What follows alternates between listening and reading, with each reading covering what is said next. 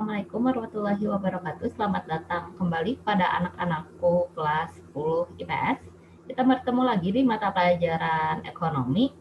Nah, di pertemuan kali ini Ibu akan menjelaskan mengenai materi bab 6. Nah, bab 6 itu kan judulnya adalah OJK dan lembaga keuangan. Dan di video-video yang sebelumnya Ibu sudah menjelaskan mengenai materi OJK dan juga mengenai materi lembaga keuangan yang pertama yaitu pasar modal. Nah, sekarang kita akan meneruskan video yang sebelumnya jadi kita masih ada di bab 6 yaitu sisa dari lembaga keuangannya yang akan kita bahas sekarang. Jadi ada 4 jenis lembaga keuangan yang akan dibahas di video ini ya.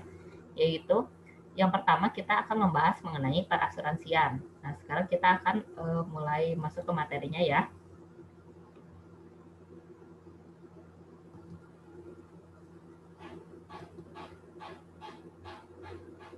Nah, ini dia materinya. Sebentar ya, masih loading.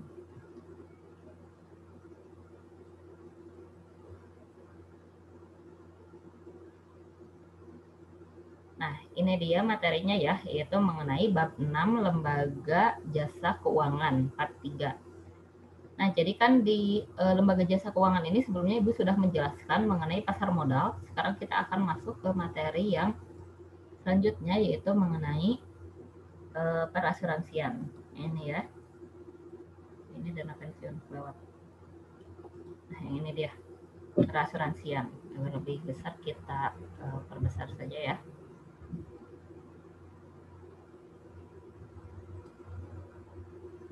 Nah, ini dia materinya mengenai perasuransian.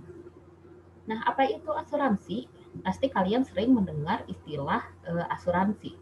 Jadi asuransi di sini adalah suatu perjanjian dengan mana seorang penanggung mengikatkan diri kepada seorang tertanggung dengan menerima suatu premi untuk penggantian kepadanya karena suatu kerusakan atau kehilangan keuntungan yang mungkin akan dideritanya karena suatu peristiwa yang tidak tentu. Jadi di sini perasuransian itu ada dua pihak ya, yaitu pihak penanggung yaitu orang yang mengikuti asuransi dan juga pihak tertanggung yaitu pihak perusahaan asuransinya itu sendiri gitu. Nah, kenapa penanggung ini mengikuti asuransi? Karena ada kemungkinan peristiwa yang tidak tentu ini bisa menyebabkan kerusakan atau kehilangan, entah itu jadi banyak ya konteksnya asuransi ini, bisa juga asuransi kesehatan, asuransi jiwa, bisa juga asuransi terhadap harta benda atau properti dan lain-lain gitu. Yang pasti di situ ada resiko yang mungkin terjadi pada barang berharga tersebut gitu ya, atau dirinya atau bahkan dirinya sendiri seperti itu. Nah, fungsi asuransi itu ada dua. Yang pertama adalah mengalihkan atau membagi resiko dan juga mengumpulkan dana ya. Jadi di sini ada mengalihkan atau membagi resiko seperti yang sudah Ibu bilang sebelumnya. Nah, kalau mengalihkan itu berarti seluruhnya ditanggung oleh perusahaan asuransi. Kalau membagi resiko berarti sebagian kerugiannya ditanggung oleh perusahaan asuransi serta mengumpulkan dana. Jadi di sini ada jenis asuransi yang dapat diambil uangnya, ada juga yang tidak dapat diambil seperti itu. Tetapi semua lembaga keuangan itu sama ya. Jadi intinya itu adalah untuk mengumpulkan dana. Nah, yang berikutnya ada fungsi sekunder. Nah, fungsi sekunder itu sendiri adalah untuk mendorong pertumbuhan usaha. Jadi adanya keamanan sehingga tertanggung dapat berkonsentrasi pada usahanya dan juga sebagai pencegah kerugian. Contohnya seperti ini, ada pemain sepak bola yang mengasuransikan salah satu kakinya karena kakinya suka dipakai nendang seperti itu, nendang bola ya. Jadi dia mengasuransikan salah satu kakinya. Nah, jika sudah diasuransikan, maka pemain bola tersebut dapat lebih tenang gitu, dapat lebih aman. Jadi merasa lebih aman pada saat bermain sepak bola seperti itu. Nah, peran asuransi itu sendiri ada tiga. Yang pertama adalah memberikan keamanan, seperti yang sudah Ibu sebutkan barusan. Yang kedua, menghasilkan sumber dana. Nah, tadi karena ini dapat mengganti kerugian juga, dan juga disebut menghasilkan sumber dana karena ada jenis asuransi yang tabungan yang dapat diambil nanti setelah sekian tahun seperti itu sesuai kontrak perjanjiannya di awal ya. Yang ketiga, mendorong pertumbuhan ekonomi. Nah, kenapa disebut mendorong pertumbuhan ekonomi? Karena tadi pada saat seseorang mengikuti asuransi maka orang tersebut lebih merasa aman gitu dalam mengerjakan usahanya sehingga dapat lebih termotivasi saat bekerja seperti itu ya. Nah, jenis dari asuransi di sini ada dua, atau sifat asuransi ada dua. Yang pertama adalah asuransi sosial atau wajib. itu warga negara harus ikut serta asuransi ini. Jadi wajib ya sifatnya. Contohnya seperti BPJS Kesehatan, itu kan seluruh warga negara Indonesia harus mengikuti asuransi ini, seperti itu. Nah, contoh dari BPJS Kesehatan juga itu salah satu asuransi yang tidak dapat diambil ya. Jadi kalau misalkan mau dipakai mau enggak dan tetap bayar, nanti si uangnya itu tidak dapat diambil jika tidak dipakai si asuransinya. Yang berikutnya adalah asuransi sukarela, yaitu tidak ada paksaan bagi siapapun untuk menjadi anggota. Jadi kalau ini siapa aja yang mau gitu ya, nggak wajib. Nah, contoh dari asuransi sukarela misalkan asuransi pendidikan, asuransi jiwa, asuransi properti, asuransi kendaraan seperti itu ya. Orang yang nggak punya kendaraan kan nggak wajib ikut asuransi kendaraan seperti itu istilahnya. Jadi itu siapa saja yang mau seperti itu ya. Nah, jenis dari asuransi itu sendiri, menurut objek dan bidang usahanya itu ada 4. Yang pertama, dilihat dari objeknya, yaitu orang ya objeknya. Jadi, jika objeknya itu orang, maka jenis asuransi yang dapat diikuti itu adalah asuransi jiwa. Asuransi jiwa itu jadi asuransi yang meliputi, jadi bisa diklaim jika terjadi kecelakaan yang mengakibatkan kehilangan anggota tubuh atau cacat ya, dan juga jika si pesertanya itu sampai meninggal dunia. Jadi nanti si uang asuransinya diwariskan kepada pewaris yang tertulis di kontrak ya, misalkan pada keluarganya, pada anaknya seperti itu. Dan juga jika terjadi kecelakaan, misalkan asuransi kecelakaan, bisa juga asuransi kesehatan. Jadi dengan kondisi kesehatan atau skema tertentu nanti bisa biasanya suka ada kelasnya ya, bisa kelas 1, kelas 2, kelas 3 seperti itu. Asuransi beasiswa ini mirip-mirip seperti asuransi pendidikan ya, dan juga asuransi hari tua. Nah, sedangkan kalau menurut bidang usahanya, ini bisa mencakup asuransi umum, yaitu mencakup asuransi untuk harta benda, kepentingan keuangan, dan tanggung jawab hukum. Misalkan kendaraannya ingin diasuransikan, atau propertinya ingin diasuransikan, rumahnya, misalkan atau barang berharga lain, misalkan barang-barang mewah, atau lukisan, ataupun perhiasan, itu bisa diasuransikan di sini. Kemudian ada juga perusahaan reasuransi umum. Jadi pengalihan sebagian resiko kepada penanggung lain yang dilakukan kepada penanggung pertama karena resiko yang dirasakan terlalu besar gitu. Jadi ini tuh jenis perusahaan asuransi jika asuransinya itu sangat besar sehingga tidak dapat ditanggung oleh satu perusahaan asuransi, itu dapat dialihkan ke perusahaan reasuransi umum atau perusahaan asuransi yang kedua ya. Yang berikutnya perusahaan asuransi sosial. Itu perusahaan asuransi yang menanggung risiko finansial masyarakat kecil kurang mampu. Atau contoh sederhananya seperti ini ya. Misalkan pada saat naik bus, seseorang kan pasti membeli tiket. Nah, biasanya tiket bus itu sudah termasuk di dalamnya asuransi jasa marga ya. Di dalamnya itu ada asuransi jasa marga. Jadi kalau misalkan terjadi kecelakaan di atas aspal atau kecelakaan lalu lintas ya, yang di atas aspal di jalan gitu, itu bisa mengklaim asuransi tersebut gitu, bisa mengklaim asuransi jasa marga tersebut. Nah, nominalnya itu tidak sangat besar ya. Kenapa? Karena ya bayarnya juga kan tadi hanya sepersekian persen dari tiket yang dibeli gitu, tiket bus yang dibeli. Itu juga yang disebut dengan perusahaan asuransi sosial. Maju ke prinsip kegiatan usaha asuransi itu ada 5. Jadi yang pertama itu ada insurable interest atau kepentingan yang dapat diasuransikan seperti itu. Jadi misalkan asuransi pendidikan, asuransi jiwa harus ada kepentingan yang dapat diasuransikan tadi, misalkan harta benda dan lain-lain gitu. Terus yang kedua utmost good faith atau dengan itikat baik. Jadi mengikuti asuransi ini memang hanya untuk menghindari resiko gitu, hanya untuk menghindari resiko atau memberikan keamanan pada saat bekerja, bukan sengaja ingin benar-benar terjadi si resiko tersebut ya. Terus yang ketiga proximate cause atau penyebab dominan. Jadi si penyebab atau risiko tadi jikalau terjadi itu harus yang tertulis di kontrak. Misalkan membeli asuransi kecelakaan. Nah, maka kecelakaan seperti apa yang memang dapat diklaim asuransinya? Misalkan kecelakaan lalu lintas, kecelakaan karena musibah bencana alam dan lain-lain. Itu. Yang berikutnya adalah indemnity atau pengganti kerugian. Nah, kalau misalkan tadi terjadi kecelakaan atas kendaraan yang diasuransikan, harga kendaraannya itu atau harga kerusakan yang terjadinya itu misalkan 50 juta, misalkan untuk si kendaraannya. Maka nanti mendapat klaim asuransinya itu ya seharga itu 50 juta, tidak mungkin lebih dari 50 juta gitu.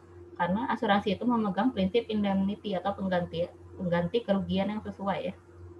Yang berikutnya adalah subrogasi atau subrogasi.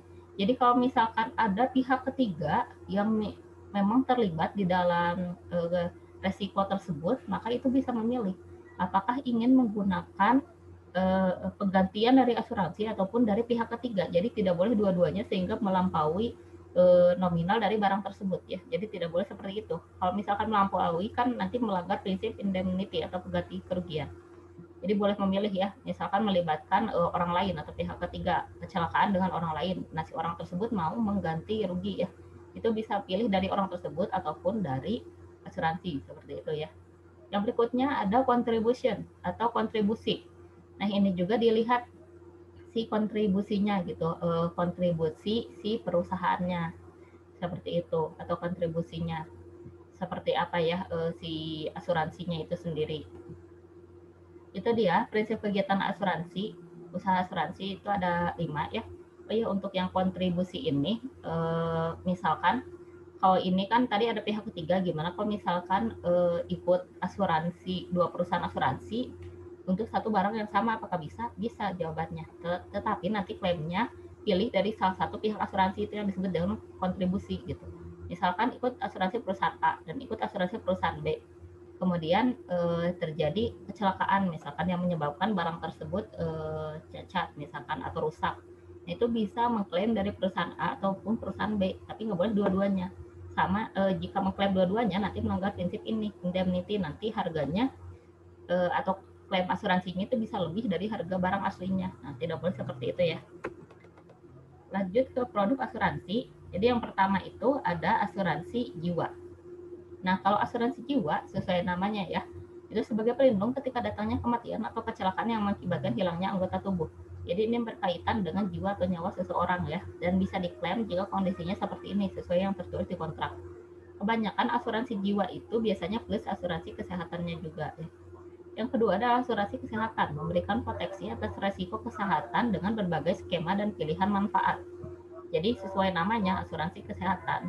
Ini bisa milih kelas 1, kelas 2, kelas 3, atau sakitnya karena apa, itu bisa diklaim asuransinya atau enggak gitu.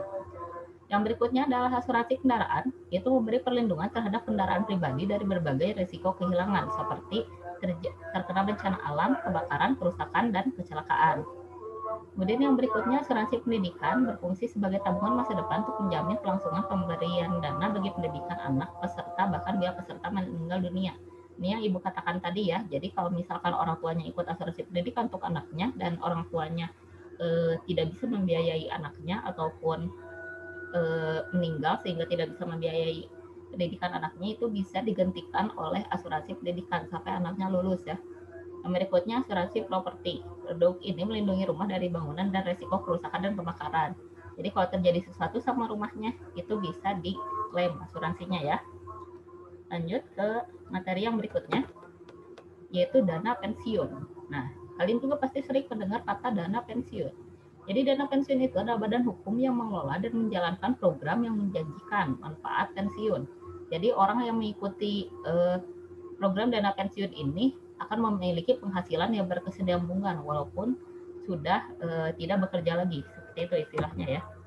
Nah, program pensiun itu sendiri ada 2 jenis, yaitu program pensiun manfaat pasti (PPMP). Itu besar manfaat pensiun ditentukan berdasarkan rumus tertentu yang ditetapkan di awal. Jadi jika dihitung menggunakan rumus, si orang yang ikut program ini bisa tahu nanti dapatnya berapa gitu, karena udah dihitung duluan ya. Kemudian program pensiun iuran pasti atau PPIP. Itu besar manfaat pensiun tergantung pada besar iuran yang disetor dan hasil pengembangan dana. Kalau ini berdasarkan besarnya iuran ya. Jadi semakin besar iuran yang dibayarkan, maka semakin besar pula nanti dana pensiun yang didapatkan setelah pensiun. Nah, fungsi dana pensiun yaitu untuk menyediakan dana atau uang pertanggungan apabila peserta meninggal dunia atau mengalami kecelakaan cacat sebelum mencapai usia pensiun. Jadi ada kondisi-kondisi di mana bisa pensiun dini ya. Contohnya tadi seperti jika pesertanya meninggal dunia, maka pensiunnya akan diberikan pada keluarganya, atau juga jika mengalami kecelakaan sehingga tidak bisa bekerja lagi, dan jika sudah mencapai usia pensiun. Jadi ada 3 kondisi yang tadi disebutkan, itu bisa diklaim dana pensiunnya. Nah, peran dana pensiun itu sendiri ada 3, yaitu yang pertama sebagai penyedia biaya hidup di hari tua. Ini sudah jelas ya, agar berkesinambungan penghasilannya walaupun sudah tidak bekerja. Kemudian sarana peningkatan ekonomi. Nah, ini juga berpengaruh terhadap peningkatan ekonomi, karena jika seseorang yang walaupun sudah tidak bekerja tetap mendapatkan penghasilan, maka orang tersebut tidak akan membebani anggota keluarga yang masih bekerja ya. Kemudian penambah motivasi dan tenaga kerjaan. Jadi jika ada dana pensiun itu biasanya lebih membuat para karyawan termotivasi ya dibandingkan dengan perusahaan yang tidak menyediakan dana pensiun. Seperti itu. Jenis dana pensiun itu ada dua, yaitu dana pensiun pemberi kerja (DPPK), yaitu lembaga dana pensiun yang dibentuk oleh orang atau badan yang mempekerjakan karyawan. Jadi kalau ini istilahnya dari si perusahaannya sudah disediakan. Jadi nanti untuk membayar dana pensiun biasanya dipotong dari gajinya per bulan seperti itu. Kalau dana pensiun lembaga keuangan (DPLK), yaitu dana pensiunnya dibentuk oleh bank atau perusahaan asuransi jiwa untuk menyelenggarakan program pensiun iuran pasti bagi masyarakat umum. Nah, kalau yang ini tuh lebih kepada ikutan program pensiun, maksudnya itu dari luar. Bisa juga dari asuransi, dari perusahaan asuransi, bisa juga dari bank. Biasanya menyediakan program ini, program dana pensiun ya. Jadi ikut mandiri, seperti itu istilahnya. Nah, prinsip kegiatan usaha dari dana pensiun adalah menghimpun dan mengelola dana guna memelihara kesinambungan penghasilan pada hari tua. Nah, ini yang disebutkan tadi ya, agar tidak membebani anggota keluarga lain yang masih bekerja ya. Kemudian yang berikutnya ada produk dana pensiun, yaitu dana pensiun dengan konsep tabungan. Jadi ini mirip-mirip dengan nabung ya, tapi bisa diambilnya nanti kalau udah mencapai usia pensiun atau ada dalam kondisi harus pensiun dini, kayak tadi mengalami kecelakaan ataupun si peserta meninggal dunia dan lain-lain ya. Kemudian ada juga dana pensiun plus asuransi jiwa. Kalau ini berarti bayarnya plus asuransi jiwa gitu. Jadi digabungkan dengan asuransi jiwa yang tadi, bisa diklaim kalau misalkan tadi mengalami kecelakaan yang mengakibatkan kehilangan anggota tubuh atau si peserta meninggal dunia dan lain-lain gitu ya. Nah, materi yang keempat adalah mengenai lembaga pembiayaan. Nah, lembaga pembiayaan itu sendiri adalah badan usaha yang melakukan kegiatan pembiayaan dalam bentuk penyediaan dana atau barang modal. Bedanya lembaga pembiayaan dengan bank, kalau bank itu biasanya membantu badan usaha itu dengan memberikan dana berupa uang ya. Kalau lembaga pembiayaan itu biasanya memberikannya itu dalam bentuk barang modal. Nah, barang modal di sini bisa juga alat-alat berat atau kendaraan berat, bisa juga kendaraan besar, bisa juga mesin-mesin mahal seperti itu ya.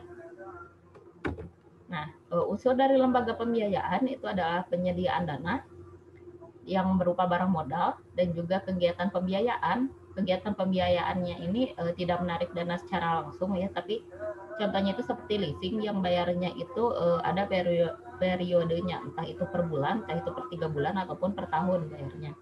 Seperti itu. Ada juga yang meminjamkannya itu bisa kepada badan usaha, bisa juga pada masyarakat. Misalkan masyarakatnya ingin melakukan proyek pembangunan jalan, proyek pembangunan jembatan, itu bisa dipinjamkan alat-alat berat ya, barang modal tadi. Nah, yang berikutnya ada peran lembaga pembiayaan. Nah, selain sebagai sumber dana alternatif, itu juga lembaga pembiayaan mempunyai peranan penting dalam hal pembangunan, yaitu menampung dan menyalurkan aspirasi dan minat masyarakat untuk berperan aktif dalam pembangunan. Ini yang Ibu bilang tadi, jadi kalau misalkan masyarakat mau membangun infrastruktur, itu bisa pinjam barang modalnya ke lembaga pembiayaan. Itu kan kalau beli itu mahal ya harganya, jadi lebih efektif meminjam dibandingkan membeli. Nah, jenis dari lembaga pembiayaan itu ada 3. Yang pertama adalah perusahaan pembiayaan, itu badan usaha yang khusus didirikan untuk melakukan sewa guna usaha atau leasing. Jadi yang tadi dikasih pinjam barang modal, bayarnya per berapa periode seperti itu. Terus yang berikutnya ada perusahaan modal ventura, yaitu badan usaha yang melakukan pembiayaan modal kepada perusahaan yang menerima bantuan pembiayaan. Biasanya untuk perusahaan modal ventura ini, lembaga pembiayaan memberikan bantuannya atau dananya itu dengan cara membeli saham si perusahaan tersebut. Kemudian yang berikutnya ada perusahaan pembiayaan infrastruktur, yaitu badan usaha yang didirikan khusus untuk melakukan pembiayaan dalam bentuk penyediaan dana dan proyek infrastruktur. Ini yang Ibu bilang tadi, jadi jika ingin membangun jembatan, membangun jalan, bisa menggunakan barang modal yang dipinjam dari lembaga pembiayaan. Yang berikutnya prinsip kegiatan usaha. Nah, prinsip kegiatan usaha itu ada 5 ya, dan ini berlaku untuk semua lembaga pembiayaan, lembaga keuangan. Yang pertama adalah karakter. Jadi karakter itu dilihat sifat dari orang yang akan meminjam dana tersebut. apakah orang tersebut berniat untuk mengembalikan dananya atau tidak, seperti itu. Yang kedua adalah capacity atau kapasitas. Jadi dilihat apakah orang tersebut memiliki kapasitas yang cukup untuk mengembalikan dana tersebut atau tidak. Yang ketiga adalah kapital atau modal. Jadi kapital ini untuk melihat keuangan dari modal si peminjam tadi gitu. Jadi dipakai untuk modal diputerin atau enggak. Yang berikutnya kolateral. Kolateral itu adalah jaminan. Jadi dilihat apakah memiliki jaminan atau tidak. Yang berikutnya ada condition. Jadi dilihat kondisi si perusahaannya yang berkaitan dengan masyarakat. Contohnya kayak gini. Pada saat pandemi seperti ini, barang mewah itu tidak terlalu penting ya untuk dibeli gitu oleh masyarakat. Contohnya seperti handphone mewah misalkan atau tas mewah gitu, itu kan tidak terlalu penting. Pada saat pandemi seperti ini orang-orang pasti lebih memilih alat kesehatan dan juga sembako ya. Jadi dilihat kondisi perusahaannya apakah sesuai minat masyarakat saat ini atau tidak. Itu dia prinsip kegiatan usahanya. Sekarang kita masuk ke produk dari lembaga pembiayaan. Nah, produk dari lembaga pembiayaan yang pertama adalah lembaga pembiayaan pembangunan dan lembaga perantara penerbitan serta perdagangan surat berharga. Nah, kalau ini jadi si lembaga pembiayaan ini bisa menjadi makelar, komisioner, dan pedagang pasar uang serta pasar modal. Jadi menjadi perantara ya di pasar modal. Terus yang kedua sebagai leasing atau sewa guna usaha. Nah, ini setiap kegiatan perusahaan dalam bentuk penyediaan barang-barang modal untuk digunakan oleh suatu perusahaan dalam jangka waktu tertentu berdasarkan pembayaran secara berkala. Jadi minjem barang modal bayarnya secara berkala sesuai kesepakatan ya. Yang berikutnya, materi yang terakhir itu adalah pegadaian. Pegadaian adalah hak yang diperoleh seseorang yang mempunyai piutang atas suatu barang bergerak. Jadi suatu barang bergeraknya ini seperti menjaminkan atau menggadaikan sesuatu. Contohnya punya laptop harganya 5 juta, tapi waktu ditaksir itu harganya 3 juta, maka bisa pinjam uang ke pegadaiannya 3 juta dengan menyimpan laptop tersebut di pegadaian. Dan laptopnya berhak digunakan oleh si pegadaian tadi, atau jika sudah melewati masa kontrak peminjamnya dan tidak diambil-ambil laptopnya, itu dapat dijual oleh si pegadaian. Seperti itu ya. Fungsi dari pegadaian itu sendiri adalah untuk menyalurkan uang pinjaman atas dasar hukum gadai dan usaha-usaha lain yang berhubungan dengan tujuan perusahaan atas persetujuan Menteri Keuangan. Misalkan usaha lain itu, misalkan usaha penitipan barang berharga, itu bisa dilakukan oleh pegadaian. Nah, jenis pegadaian itu ada dua, sama seperti bank ya. Ada pegadaian konvensional, ada juga pegadaian syariah. Kalau pegadaian konvensional itu adalah suatu lembaga pemerintah yang diberikan uang pinjaman pada nasabah atas dasar hukum gadai. Nah, kalau pegadaian syariah, suatu lembaga keuangan atau divisi dari pegadaian yang memberikan uang pinjaman pada nasabah sesuai dengan prinsip-prinsip syariah Islam. Jadi kalau pegadaian syariah itu biasanya sudah dikasih tahu di awal bahwa biaya administrasinya sekian gitu. Jadi ngambil keuntungannya sekian si pegadaian itu. Jadi sudah jelas ya kontraknya itu di awal. Nah, kemudian di sini ada prinsip kegiatan usaha. Jadi semua lembaga keuangan itu prinsipnya itu sama, intinya itu adalah menghimpun dana atau mengumpulkan dana. Nah, jika dana itu sudah terkumpul, maka dananya kan dapat digunakan gitu, dapat diputerin uangnya itu, misalkan digunakan untuk membeli saham di pasar modal dan lain-lain ya. Nah, ini slide yang terakhir ya. Jadi produk pegadaian itu ada 4. Yang pertama adalah pemberian pinjaman atas dasar hukum gadai. Ini sudah jelas ya yang tadi dengan jaminan barang berharga yang dimiliki oleh si peminjam tadi. Yang berikutnya adalah penaksiran nilai barang yang tadi disebutkan ya, misalkan harga laptop pada saat belinya 5 juta, tapi kan laptopnya sudah dipakai, sekarang harganya turun jadi hanya 3 juta, nah itu disebutnya menaksir nilai barang ya. Yang berikutnya penitipan barang, nah ini juga yang sudah disebutkan di awal, misalkan ingin menyimpan emas batangan ataupun perhiasan, itu bisa di pegadaian seperti itu, dan juga menyediakan jasa lain seperti kredit.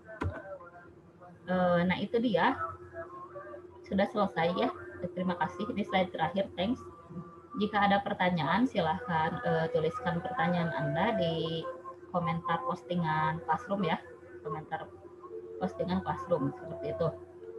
Terima kasih yang sudah menonton video ini.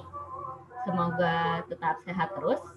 Sampai jumpa lagi di video yang berikutnya. Wassalamualaikum warahmatullahi wabarakatuh.